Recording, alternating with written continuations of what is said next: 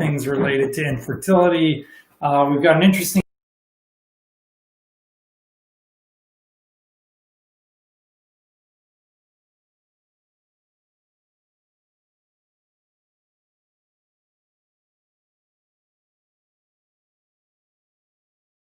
new study that just came out. In fact, last night they released it, reviewing the impact of coenzyme Q10 on fertility. So it's a great study.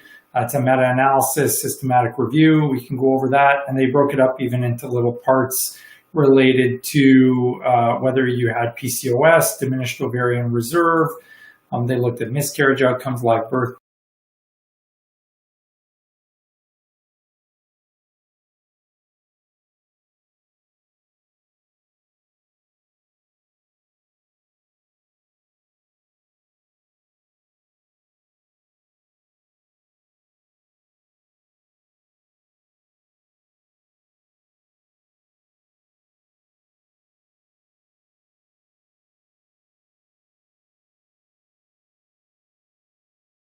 Twitter account for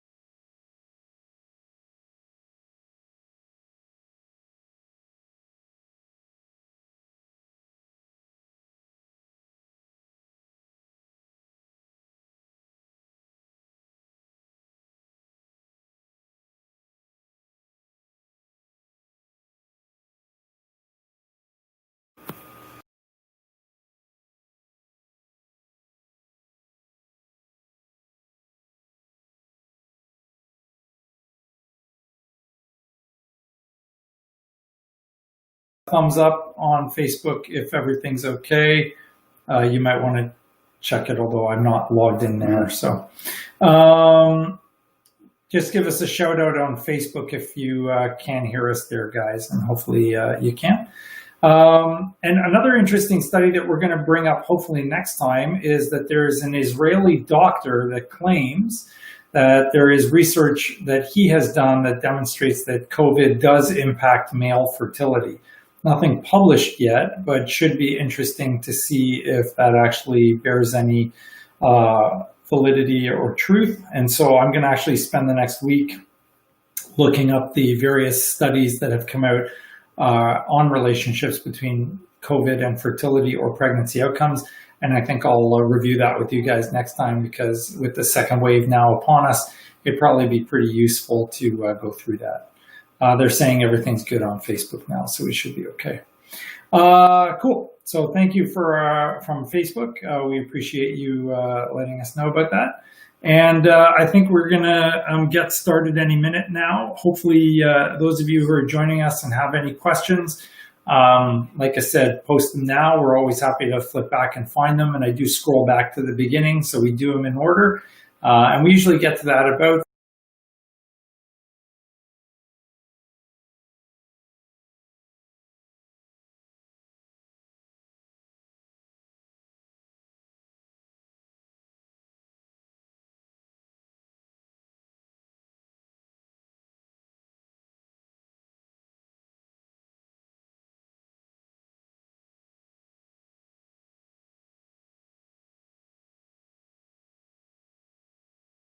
achieve having a family. And that's why I was given the opportunity to be a doctor, is to help people. So whether we get to help you personally or we get to help you online, it's all good. We're happy doing it either way. It says Facebook malfunctioning again, out again. That's not good. It's the worst time for that. Yeah. Sorry, folks. I'm not sure why Facebook is in and out. You're connected. Everything's okay. You want to tether, or will that? Keep trying until. Does anything show up here? Now they're saying it's good now. Okay. Yeah, that's weird. I don't know why. Let's go. If you notice an exclamation mark, then It's people actually mentioning it to us. So Okay, so the study we're going to look at is from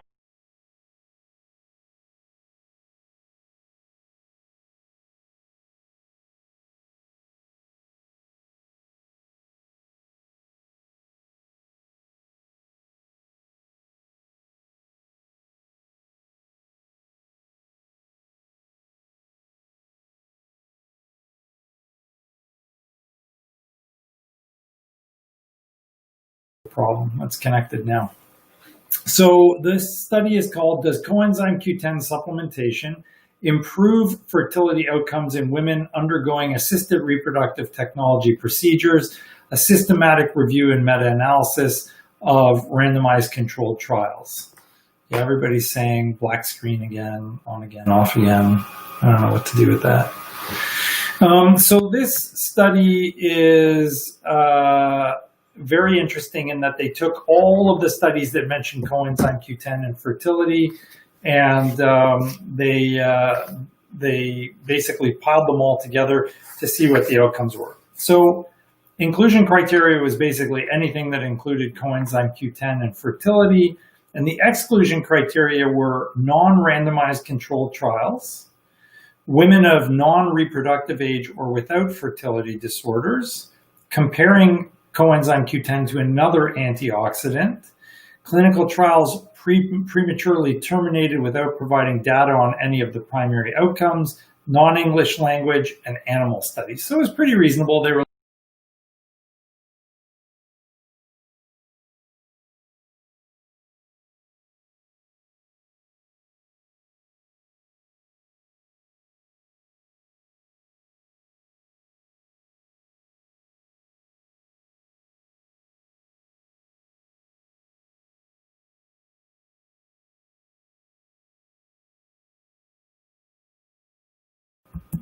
probably right. Yeah, probably. Okay.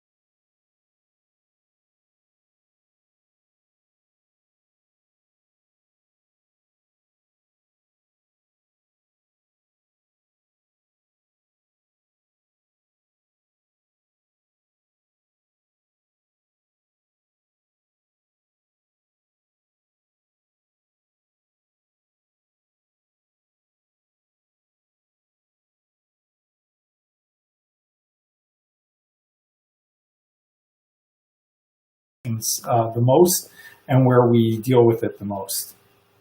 We're just going back live on Facebook, Twitter, and YouTube, so hopefully the signal will stay with us this time. For some reason it was cutting in and out before.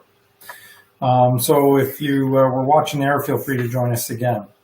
Okay, so I am going to start screen sharing that. Oh, we have to re-pull it up? Yeah, 1 second. Yep, no problem. So they broke it down into different groups. So the first thing that they looked at, and I'm just going to pull up the data here, was the relationship between clinical pregnancy rate and infertility patients undergoing assisted reproductive technology. So this would be patients doing IUI or IVF, and whether or not supplementation improved the clinical pregnancy rate. So remember, clinical pregnancy rate is when you're actually looking for just a live pregnancy, meaning that there's a fetal heartbeat there, not that you're looking for an actual live birth. And live birth is the gold standard because even if you see a fetal heartbeat, it does not necessarily translate into a live birth. There can be miscarriages, although they're very infrequent, usually less than 2%. With clinical pregnancies where you've seen a heartbeat, there can be failures of the pregnancy. They may be genetically abnormal, early deliveries where the infant doesn't survive, and so on. So it's not the gold standard. What we're really looking for are the patients that have success in terms of live birth, but it's reasonable to at least look at this supplemental marker of clinical pregnancy. So when they piled all of these different studies together and they analyzed it, they found that in the group that had coenzyme Q10, there were a higher number of pregnancies than there were in the group that was in the control group where they did not. So they studied this and they found out that the risk or the chance of increasing your clinical pregnancy rate was 2.44, which means it's 144% increase above normal if you have coenzyme Q10 on board. Now, the dosages were different, so it's not all the same. Supplementation levels were different, and even the actual type of coenzyme Q10 is different. So you can't put 100% faith in this, but it is reasonable to assume that some degree of supplementation of coenzyme Q10 is actually going to help you to some degree to achieve a better success rate, at least for clinical pregnancy. And so these are these forest plots, they call them. So if you're looking on Instagram, you can see it right there. Anything on that side of that line means it's highly significant. If it crosses the line, it's not significant. So you can see the individual studies, with the exception of that one, actually cross the line. But when you pool them all together, you get more robust data. And by doing so, you actually have the ability to show that the success rate is higher. So I'm just going to see if I can jump in and show this on our other platform. No, it's not there, but that's okay. Okay, so the next thing that they looked at was, what about the impact on live birth? So live birth did not actually achieve statistical significance. So the odds ratio was 1.67, indicating there's a 67% increase. But again, and the reason I showed it to you before, you can see right here, this diamond-shaped point, which is the sum of all the data, actually crosses that line. And when it crosses that line, it actually means that that data point is not statistically significant. What does that mean for you guys? It means that it does not appear to increase live birth. Now, again, different dosages, different formulations. They were only looking at 2 studies in this group, so the data was very limited in terms of numbers. And so this makes a big, big difference. You're looking at a total of 93 patients in the CQ10 group and 115 patients in the control group. So limited numbers, but they were not seeing statistical significance. Could they if we had more patients? Sure. And again, the dose, the formulation depends tremendously. Really interesting conference I was at in California years ago demonstrated that there was very, very different absorption of coenzyme Q10 based on the type of CoQ10 that was being administered. So they had this great little display where they had a Kirkland brand coenzyme Q10 pill stuck in water on like a popsicle stick or something, and it just turned into gum, and there was nothing absorbing into the water, into the beaker. And then they had their own brand, and it was called the company's Theralogix, Theralogix, if I remember correctly. And theirs completely dissolved. There was no residue left at all. So we actually started using that coenzyme Q10 for our patients, but it was actually so strong, about 10% of our patients were coming back with a rash, and they couldn't handle it. So we actually decreased it. But that pill required only one pill, which was 125 milligrams, to get the same level of absorption as 600 milligrams of another pill. So it does depend on what kind of coenzyme Q10 you're taking. Are you taking ubiquinone? Are you taking, ubiquinol, and so on? So all of these make a big difference in terms of the outcomes of these studies. The other part that they looked at was miscarriage. And again, the trend was 0.61, meaning almost a 40% decrease in miscarriage for patients taking coenzyme Q10. But same as the live birth, that diamond-shaped shape I showed you, the data point, it actually crosses the number 1, and when it crosses 1, it's not statistically significant. So while there's a suggestion that it may be beneficial, there is no data to suggest that it is actually beneficial. The last thing that they looked at was the difference in women who were poor responders. So is there an improvement in clinical pregnancy rate in the poor responders? And there is. In fact, there's an 83% increase in clinical pregnancy rate in poor responders. So for the women that are older or have diminished ovarian reserve, should we put them on coenzyme Q10? Yeah, these are 3 separate studies. They look very significant. And the data is robust here to suggest that there is an improvement in your success if you're on the coenzyme Q10. And then the final part that they looked at was the polycystic ovarian syndrome. And again, I love doing this show because I learn every time I do this. And we use NAC and we use inositol. And I've actually just recently done a review of the benefits of various natural supplements on fertility in women with PCOS, and coenzyme Q10 was on there, but they didn't talk about as robust data point as this. When these guys amalgamate the different studies, and there were 2 that included patients who had polycystic ovarian syndrome, it was a 406% increase in the clinical pregnancy rate. Now, they don't have live birth data from that study, but if it's that significant a finding, there's no question we're going to be seeing a live birth rate increase as well. And so this seems very, very promising that we should be taking our women with PCO and adding a coenzyme Q10 into the mix. So that would mean you should take your NAC, you should take your inositol, you should take all your vitamins, especially vitamin D. But for the PCO women, we want to add in the coenzyme Q10 as well. So I think this is a really great, simple, elegant study where they did a systematic review and a meta-analysis. They said that they have no conflicts of interest, so none of these people are trying to peddle coenzyme Q10 or sell it to anybody. They're not, competing with anybody else in the market for anything, and they're not trying to advertise their product. So I think that this is a great opportunity for patients to make a very simple tweak or change in what you're doing that will improve your outcomes. Now, you can also get coenzyme Q10 out of foods. A lot of sort of vegetables can carry coenzyme Q10, and there are certain fruits and other food sources that carry coenzyme Q10. Hopefully, we can have someone like Jen Strong, our amazing naturopath, suggest some foods. And if you want to reach out to her, you can certainly contact our office and we can put you in touch with Jen.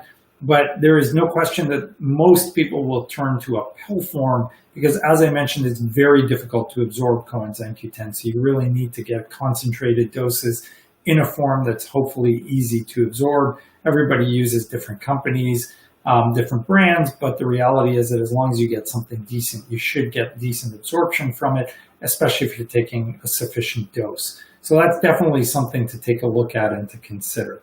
So that's our fact or fiction. So the question was, does coenzyme Q10 impact success rates? And the answer is, it definitely appears to impact clinical pregnancy rate in PCOS patients, patients with diminished ovarian reserve, and just all infertility patients. Does not appear to have a benefit in just straight infertility patients or when everybody's piled together for live birth as of yet. And it does not appear to have a statistically significant impact on miscarriage, but it does appear to be a fact that it's improving clinical pregnancy rates and certainly very promising data in that PCOS group. So thank you for joining for that part of the show. We are super happy to answer all your questions now. Make sure you like, comment, and subscribe on the YouTube channel. All our videos are there, www.youtube.com/drvictory, Dr. Victory. And I am more than happy to take your questions. My apologies again for the breakup of YouTube and all that stuff at the beginning. Oops. We'll go through some questions on Instagram now. And if anybody has any questions on YouTube or Facebook, don't hesitate to ask. You want me to start somewhere? Yeah, sure. Tara's going to join us for some questions. Yeah, when using donor eggs, is there a time limit the embryos need to be frozen before a FET? No, if you're doing a donor egg cycle, you can do your donor egg embryo transfer at any point in time. There was a recent study, and it's the only one I've seen, that actually suggested that if you went more than 2 years, the success rate began to drop a little bit. But I am not aware of any other study that has ever demonstrated that before. So certainly, if it takes a couple of months, that's not a problem. If it's taking you more than years, there's only one study that's suggesting it may be detrimental, but every other study has shown that it's okay and that there's no problems. And certainly I can tell you, having done loads of embryo transfers with embryos that are older, our patients get pregnant second time around, in particular when it's donor eggs. Our donor program has off the charts success rates. So we have always done very, very well with that program. So yeah, that should not be a problem for anybody. Next question. Yeah. We conceived our first in our 20s with no issue. Now we are both 33 and struggling. Why?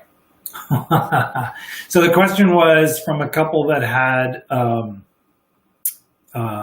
no problems conceiving when they were young, 22, and now they're 33, which is still very young, and they're having troubles conceiving. Why? So the answer to that is, I can't answer that until I know a lot more details about you.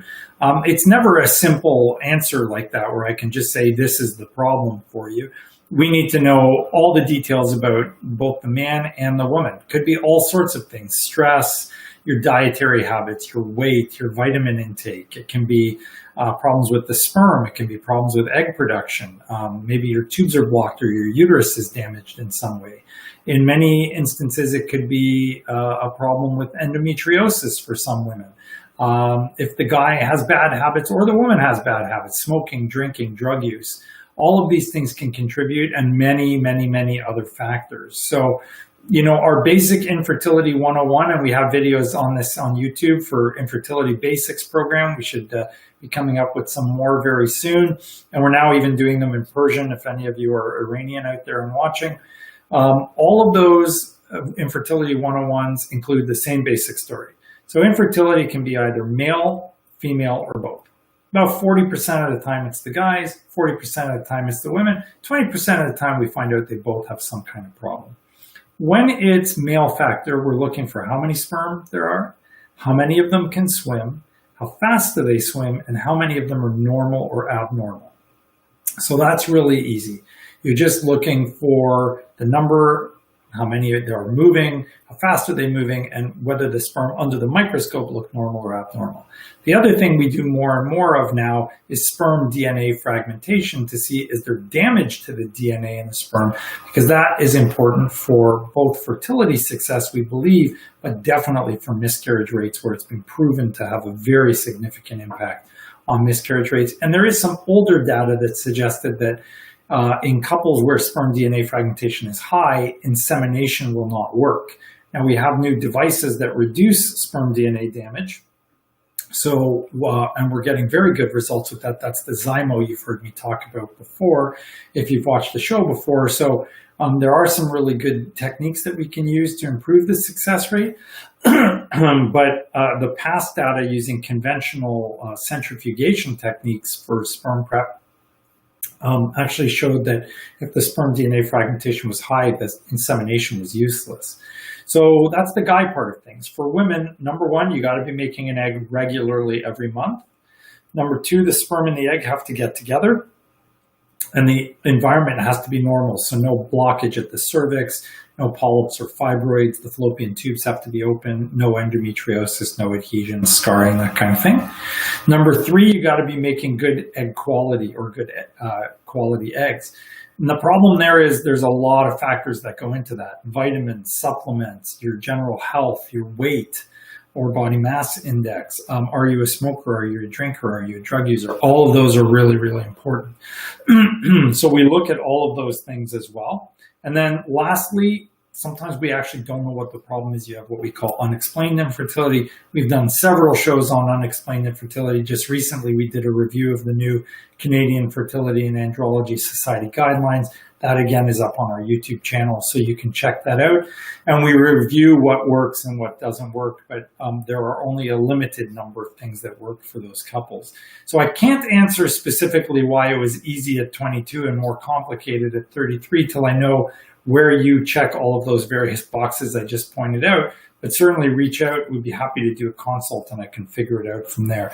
And I'm not saying you have to do it with us. You can do it with anybody, but you're going to need help for someone to evaluate you so that they can answer where the problem is. We can't do it just by hearing your age. There's 10 million different factors that go into it.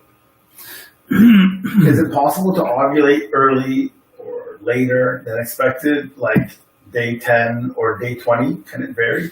Yeah, absolutely. Lots of women vary in their ovulation time. It doesn't typically vary that much if you're regularly ovulatory.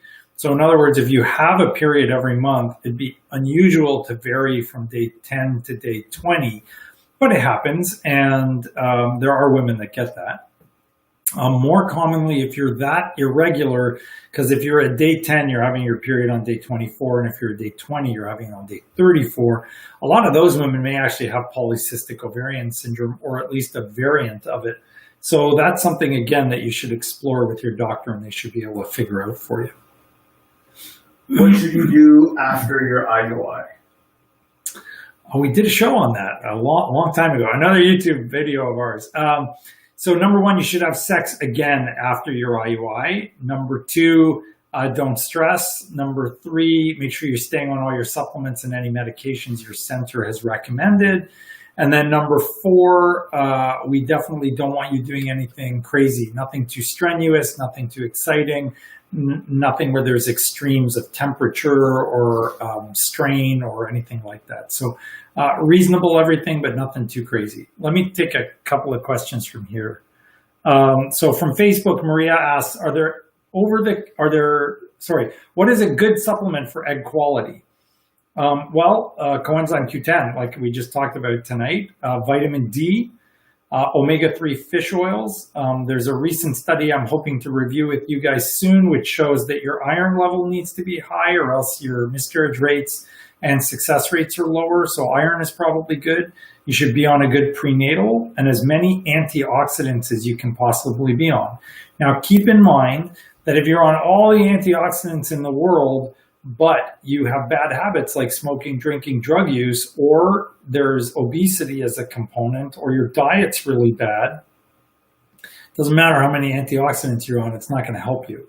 You have to be healthy globally in order for this to work. So that means your mind has to be clear. You can't be overly stressed. You got to be capable of remaining calm and strain-free as much as possible. I realize it's hard. That's why, at least at our program, we have extensive resources for our patients who are struggling, and we really try and encourage patients to use those. You got to make sure your body is in tip-top shape, so you can't be, not exercising or, trying to do this when your BMI is greater than 40. And then you also have to make sure that, from a sort of overall approach to this, you're healthy as well. So your diet has to be good. Your vitamin intake has to be good. Your outlook needs to be positive.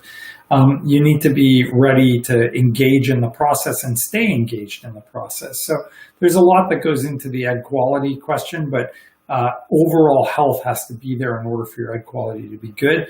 And any kind of antioxidant or vitamin will be beneficial towards egg quality. Are there any over-the-counter supplements that help fertility? Again, all of those same things we mentioned. So coenzyme Q10, NAC, which is N-acetylcysteine, Inositol, both dechiro-inositol and myo-inositol are very useful. The coenzyme Q10, vitamin D, these are the big players. You need your folic acid, you need your iron.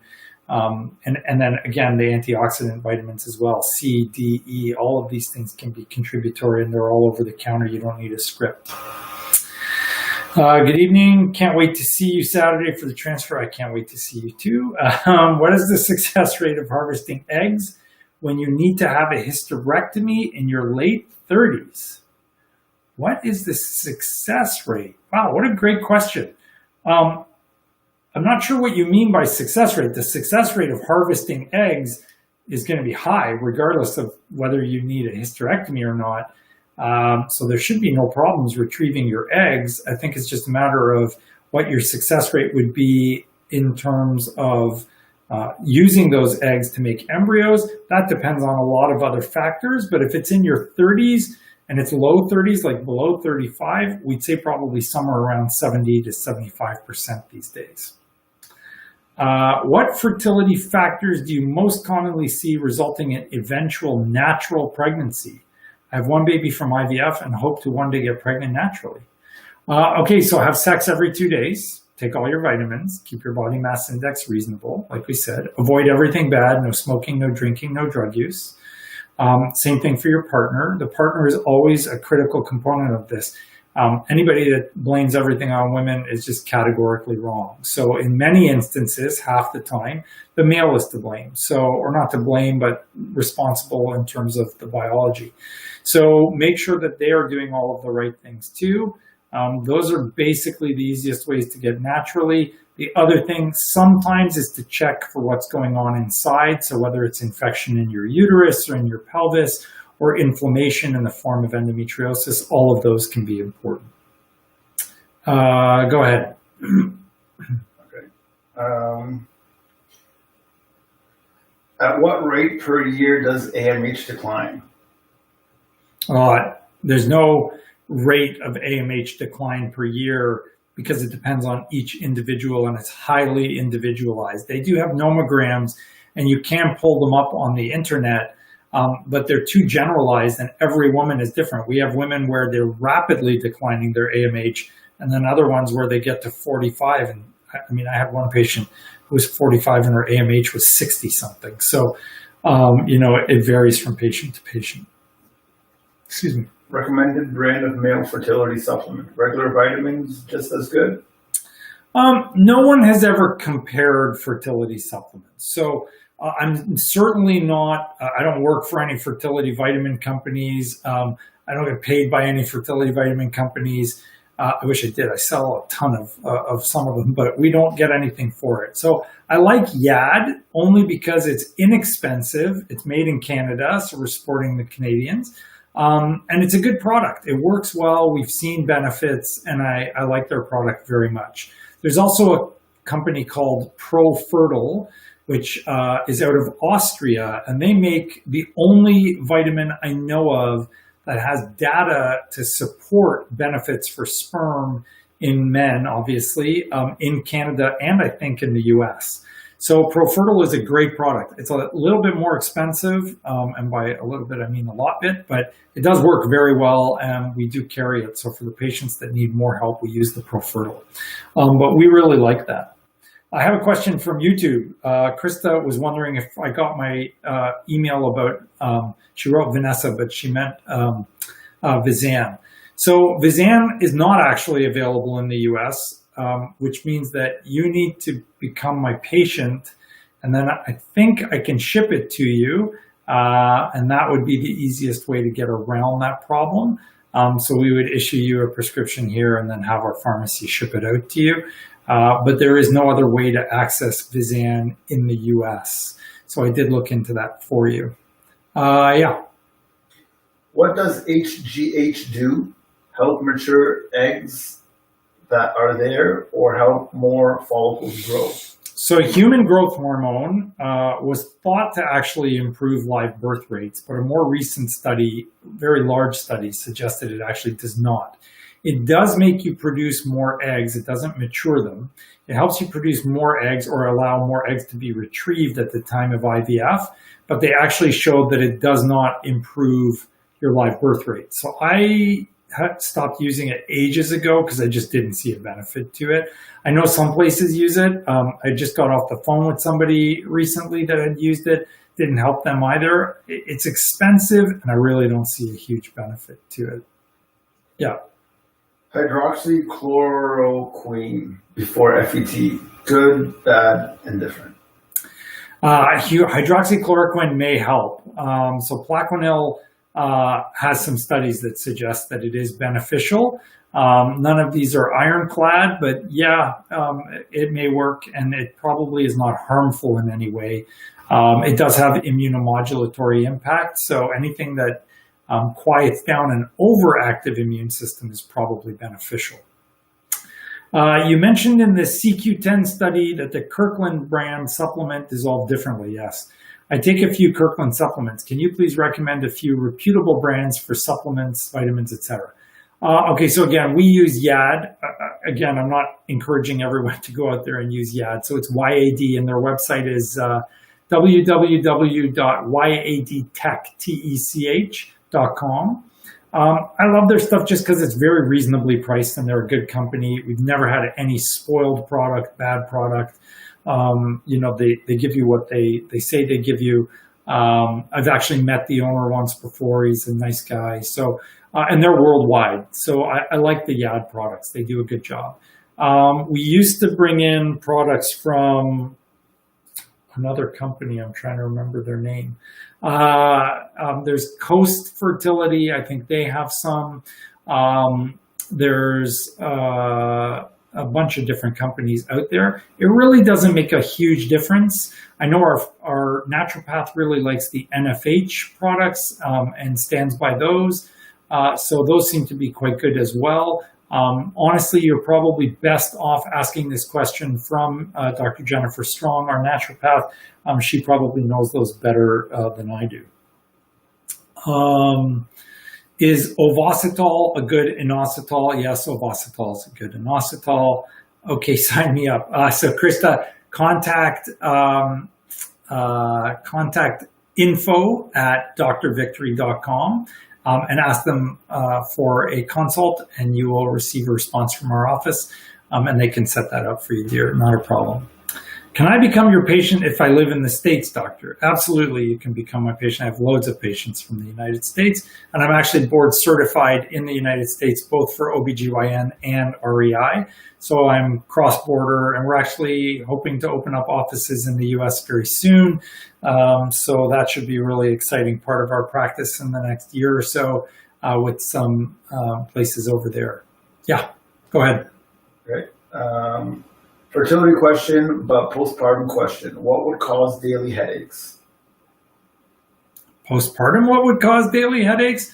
Fatigue, screaming baby, diapers to change, having to constantly throw out the diapers, get new diapers, going in, going out, not sleeping well enough, potentially a partner that's not as helpful as you'd like them to be. There's a lot of things that could cause a headache.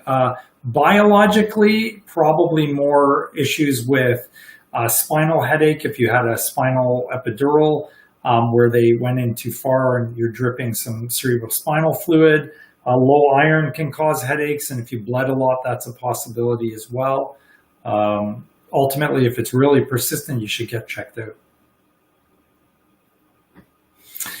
Super fast question. I couldn't handle the pain and severe cramps. I took a birth control before starting my cycle. That's not a question, but if you took birth control before starting your cycle, you would delay your cycle potentially. If you're getting a lot of pain right before your menstrual cycle, what you should be doing is taking a non-steroidal anti-inflammatory drug, because that actually helps. Can you talk about inositol, Ovasitol for PCOS? So as I mentioned, inositol previously, we've shown this on the show a couple of times actually, including very recently when we reviewed PCOS natural supplements. That was just a few weeks ago. Inositol has very clear-cut proof that it does benefit patients with PCOS. So we now recommend to all our PCOS patients that there are 3 components. Okay, there are 3 PCOS buckets. So bucket number 1 is the medications. So you're going to need an ovulation induction agent like letrozole or Clomid, and letrozole is the better of the 2, and that's been proven. And you need metformin if your body mass index is high or you have insulin resistance. So those are the meds. It's letrozole and metformin as the first line, sometimes Clomid and metformin, or letrozole or Clomid alone. Then there's the second bucket, which is the natural stuff. So that's going to be inositol, that's going to be NAC, and now that's going to be CQ10. So you need 3 supplements to make sure your ovaries are working as well as possible, that your endometrium is as good as possible, and that's really critical. And number 3, this will not work unless diet and exercise are part of it if you're in the heavier PCOS group, which is 90% of the patients. So if PCOS is a problem for you and your body mass index is elevated and you are not eating healthy, including those who think they're helping themselves by only eating 1 meal a day, which is a disaster if you're PCOS, you must change your habits. You must eat 6 meals a day: breakfast, snack, lunch, snack, dinner, snack. And you must exercise. And I'm not talking about walking, because people always tell me they walk or they walk at work or they're so busy or whatever. That's not exercise. Exercise is killing yourself in a gym or at home doing calisthenics or, any kind of hardcore aerobics or fit classes or HIIT classes or something like that. The one I like the most is T25. No equipment required. There's a focused T25 with Sean T. No equipment required. You just need gravity and running shoes, probably a sweatband because you'll never sweat so much in your entire life. And like an iPad or an iPod or your phone or whatever, where you can watch the video as you're working out. You got to start off slow. People who are heavier cannot finish the video. Do not get discouraged. Even if you can get through part of it, you're going to do well. So those are what you have to do for PCOS. And it's critical you do all 3 buckets. Do not try just one. There's no magic fix for PCOS. It actually takes a lot of involvement. PCOS with AMH20. What can help me ovulate? Letrozole, metformin, all the things we just talked about, dear. So that answers that question. Why are subchorionic hemorrhages so common in IVF pregnancies? When is subchorionic hemorrhage considered to be a threatened miscarriage? So anytime you bleed, you have a threatened miscarriage. So it's always a threatened miscarriage. Why are they common? We don't know. Could be infection, could be vascular problems, could be immune mediated, or it could be that you're on medicines that are making you bleed, like aspirin or heparin. Can you avoid them? No. Are they worrisome? Only about 10% to 15% of women that bleed actually go on to miscarry. So while it's worrisome, it's not something that you should be terrified about. You should take precautions. Number 1 reason people have subchorionic hemorrhages is smoking. So if you're a smoker, you're a much higher risk of bleeding and having miscarriage. So do not smoke. And it's too late to quit after you found out you're pregnant. So quit ahead of time. How soon should a person begin to try for a baby after cystectomy surgery? And is it okay not to see your period a month after cystectomy? If it so happens, what should a person do when period have not occurred a month post-surgery? I wouldn't worry about your period not happening a month post-surgery. It's probably a stress response. As long as your ovaries were working fine, I wouldn't worry about it at all. You'd be fine. I love the NFH product. You can get them at Healthy Plant, whatever that is. Thank you for the information. There you go. Doctor, should I stay taking metformin even though they had a recall on it? Yes, that was only one brand of metformin, so don't worry about the recall on it. Okay, let's go here. Do you recommend the flu vaccine during pregnancy? 100,000,000% I recommend the flu vaccine during pregnancy. There are innumerable studies that show that you must take the flu vaccine during pregnancy, because if you get the flu while you're pregnant, your risk of serious complications, including pneumonia, hospitalization, intubation, even preterm labor are much higher. And there is zero, and I repeat, even for the anti-vaxxers out there is zero evidence of complications from taking the flu vaccine while you are pregnant. You do need to take the maternal flu vaccine, which eliminates the aluminum compound that actually boosts the immune response, but otherwise it's completely safe. It's literally like getting the flu. So you're just getting it in a killed version that can't do any damage to you in any way. So make sure you're taking the flu vaccine. Can you take too much folic acid? I take a prenatal with 1 milligram and then a vitamin B complex, which has 1 milligram. Also, when do you stop taking ubiquinol prior to an IVF cycle? Don't stop ubiquinol prior to your IVF cycle. You continue right through. Yes, you can take too much folic acid. So years ago, there was a study that demonstrated that if you took 17 times the normal level, if you took a significant amount above the normal level, which was 3 times above the normal level, your risk of having a child with autism was 17-fold higher. So you don't want to be taking too much folic acid. 5 milligrams is really the upper dose limit. You don't need more than that, and it's probably not beneficial. The only people that need more than that are people that smoke, or if you have some sort of folic acid deficiency problem. But the reality is that smokers should not be smoking because that's a train wreck disaster to begin with. So they shouldn't be doing that in any event. And for everybody else, 5 milligrams is more than enough. Does maca root pills work for my husband to take to increase sperm amount? We've talked about maca root before. I've only ever seen one study that showed that it was beneficial, and it was very small. So the answer is we don't know.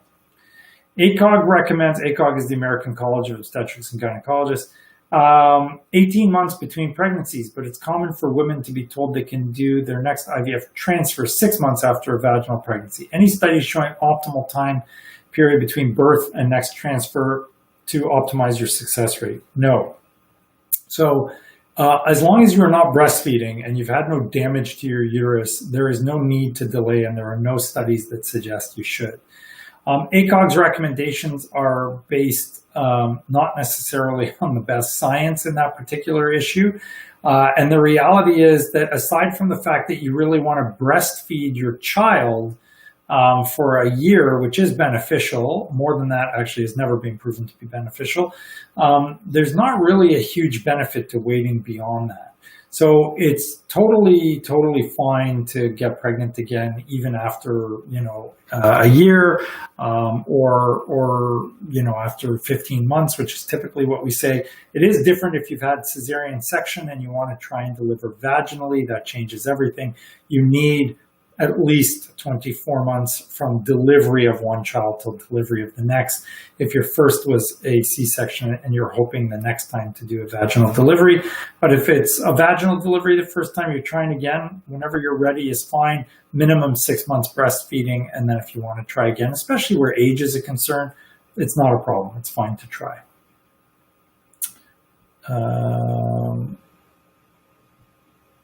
Let's see if there's more questions. Oh, I think I just saw Massa. Hi, Massa. I saw Mina earlier too. Hi, guys. I love you. I miss you.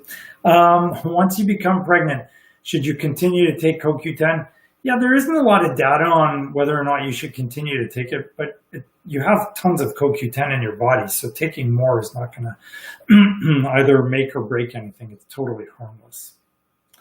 Person from the last study last question is asking what kind of uterus damage. If you've had a C-section, you can have what's called an isthmuscele, which is like a divot in the uterus, can create fluid in the uterus and make it harder to get pregnant. If you had retained placenta, or if you had extensive bleeding, there can be infection, there can be scarring, there can be damage. If you have to have a D&C to remove retained tissue, that can cause scarring and damage. So many of those things require careful investigation before you get pregnant again. If you take YAD prenatal progestia, do you need to take extra CoQ10? Yes, you do. They don't have enough in that. What dose of CoQ10 would you recommend? 600 milligrams a day is the recommended dose for CoQ10, so take at least 600 milligrams a day. Should you be taking melatonin before doing the IVF process? Yes, we did a show on that. When was that? Like last year. Yeah. That was forever ago. Yeah. We have that on Fact or Fiction on YouTube. Go and look it up. It's a significant increase in success. Also, what are the success rates of IVF for unexplained infertility? It very much depends on your age, how far they've gone in the investigations of your unexplained infertility, what your AMH is. Questions of success are very difficult for me to answer without knowing a lot about you guys. But in general, I can tell you that success rates are reduced when you have unexplained infertility, but they're still quite high with IVF. So if you want to know more, you got to kind of reach out to me personally, and we can discuss it that way. If I know more details about you, I can definitely give you a better understanding of it. But even then, sometimes I need to see your test results before I can give you a solid idea of things. Is there a difference in the term PCO versus PCOS? No, not at all. It's the same thing. What are your thoughts on D-aspartic acid for sperm health? My thoughts are I don't know of any studies on D-aspartic acid for sperm health. So that is a new one for me. We're going to have to look that one up. I'm going to write it down. D-aspartic acid. D-aspartic acid. On Instagram, where do you get that from? That's on Instagram, yeah. Serious question. That's a serious question. Do you do hysteroscopies? I think they meant at your clinic. So day after tomorrow, I'm meeting with the guy who's going to sell us the hysteroscope tower. So yes, we are hoping to do hysteroscopies at our clinic. And right now I can do them at the Create Fertility Center, so not a problem. My doctor prescribed me Crinone 8%. Love Crinone. 4 applicators daily. Wow. Yeah, that's a high dose. I only use 2. That's the recommendation. If you're doing IVF, you should be getting progesterone in oil and Crinone. I've never heard of anybody doing 4 Crinone a day. That's a lot of Crinone. And Crinone turns into these big balls of Crinone, which we affectionately refer to as Crinone tumors, because every year somebody shows up and emerge with what they think is a vaginal tumor and is actually accumulated Crinone in a ball. And I've actually had that happen to one of my patients before. So I would not do 4. I would stick with just 2 and go on PIO, progesterone and oil. I had retained placenta from a miscarriage that was removed via hysteroscopy. That's good. And my REI said my uterus is all good now. I'm still concerned. So how long can I wait between my hysteroscopy and my next IVF transfer? Vicky, you should be doing the test I talk about every once in a while called Fertilysys. So www.fertilysys.com. Look up the hidden C, and you want the 12-in-1 plus HHV6. Anyone that's had retained tissue in their uterus is at a significantly increased risk of infection. If you've had a failed transfer or failed pregnancy, you want to know if there's infection in the uterus. And the only way to do that properly is to get your DNA or RNA of the infections tested in your uterus. Fertilysys knows how to do that, and that's where you should do that with, or who you should do that with. Will taking CoQ10 affect those on blood thinners? Great question. Not to my knowledge, but maybe Kinga can answer that for us. CoQ10 and blood thinners.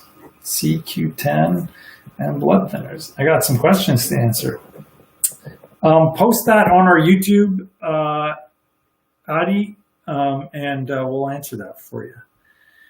Would HCG rates not doubling every 72 hours, it should be every 48, be concerning to you as being a chemical pregnancy only?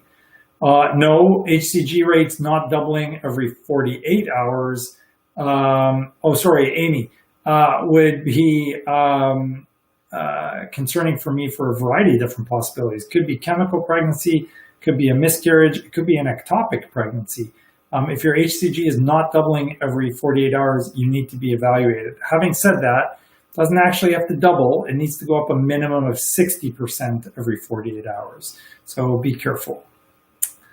Will What do people mean when they say natural IVF cycle? And is this more effective?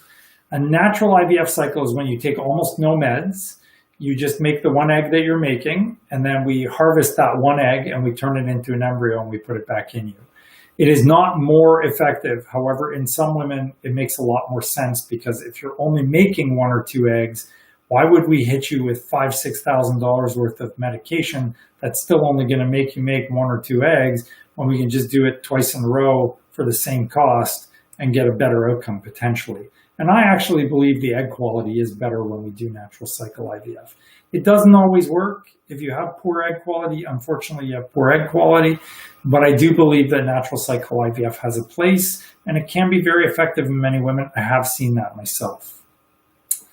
What are the current border restrictions for traveling from the U.S. to see you?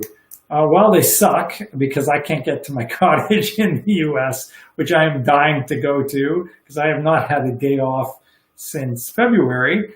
And you guys can't come here to see us either. So if you want to talk to me, we can do it via Zoom. I Zoom people all over the world, very frequently: Germany, France, Spain. I'm very busy with them. So no problem. We're more than happy to help you guys out. Just Zoom us and or contact us, either info@drvictory.com or our phone number 519-944-6400. We'll be happy to help you out. No problem. I just had my egg retrieval and wanted to know if I should continue taking ubiquinol facing a possible future retrieval. Yeah, stay on it. Absolutely. Ooh, what is that drink you just sipped? It looked like cranberry juice, LOL. So this is the best drink ever. It's cranberry juice and Perrier, and it's missing lime because we don't have lime here, but I usually put lime in it. And we call it the Victory because we kind of invented this drink. So I love that stuff. It's very healthy. I'm sure all of you have heard me say or know by now, I do not drink. I've never had a drop of alcohol in my life. Alcohol is a class 1 carcinogen, so do not drink, especially when you're trying to get pregnant. Not only is it terrible for you from a fertility perspective, even if it's the guys drinking, it's horrible for you from a cancer perspective. 7 different types of cancer are actually known to be caused by alcohol, so avoid it like the plague. That's a pretty keen eye to be able to tell what kind of drink I'm drinking, eh? That's wild, man. You guys are really paying attention. I think we might be done. We are done. Any other last minute questions? We got 3 minutes left. I'll be happy to answer anything else you have. Oh, this thing stopped. Let me start that up again. Did that work? Yeah. Did it? Mm-hmm. Oh, it didn't make a clicky noise. Okay, if nobody has any other questions, we've got just a couple of minutes left. So as always, if you have interesting topics that you want to know about, don't hesitate to ask us. We're more than happy to talk about them. Oh, we got a couple of questions. Say hello. Hello. Hey, doctor, are all your FBC girls on 2 East? Oh, hi. How are you, Heather? How's it going? Wow, we have a whole bunch of questions that just popped up. Oh, my God. Okay, I don't have enough time for all of these guys. So here's the deal. All of those of you that did not get your questions answered, especially on Instagram, DM me those questions, and I promise I will get them back to you. And we will go from there. And my wife sent me a message that I will not read.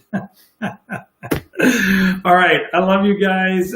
Thank you so much for watching the show. Hi to my amazing team at 2 East Windsor Regional Hospital. Amazing, amazing women. I love you all. Thank you for working so hard for us. Have a great night, and we'll be back again next week. Make sure you DM me the questions that didn't get answered, and I will answer them. Take care. Bye.